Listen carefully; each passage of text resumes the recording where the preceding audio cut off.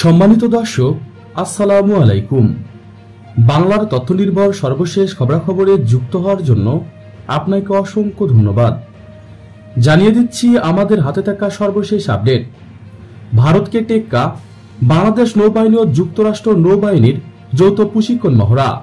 বাংলাদেশ নৌবাহিনীর squad commando, সেনাবাহিনীর para commando brigade এবং যুক্তরাষ্ট্র নৌবাহিনীর স্পেশাল ফোর্সের মধ্যে যৌথ প্রশিক্ষণ মহড়া এক্সারসাইজ টাইগার 40 সমাপ্ত হয়েছে।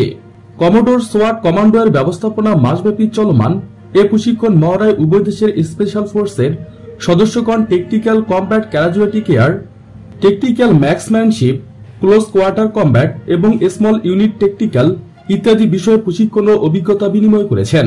উল্লেখ্য, গত 21শে মে চট্টগ্রামের বৌনজায় নির্ভীক এ শুরু হওয়া উক্ত যৌথ প্রশিক্ষণ মহড়ার মূল লক্ষ্য বাংলাদেশ ও যুক্তরাষ্ট্রের মধ্যে বিদ্যমান সুসম্পর্ক উন্নয়নের পাশাপাশি উভয় দেশের স্পেশাল ফোর্স সমূহের পেশাগত সক্ষমতা বৃদ্ধি করা।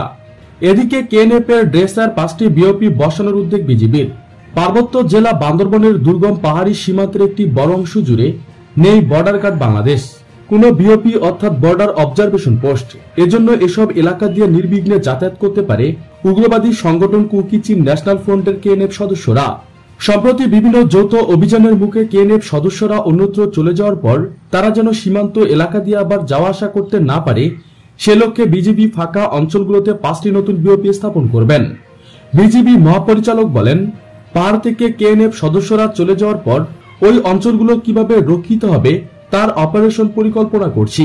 পাশাপাশি যেসব এলাকা দুর্গম সেখানে এতদিন বিজিবির বিওপি ছিল না, চেঙ্গাই পাড়া থেকে দোপানিচড়া পর্যন্ত বিজিবির 5টি বিওপি করার পরিকল্পনা রয়েছে।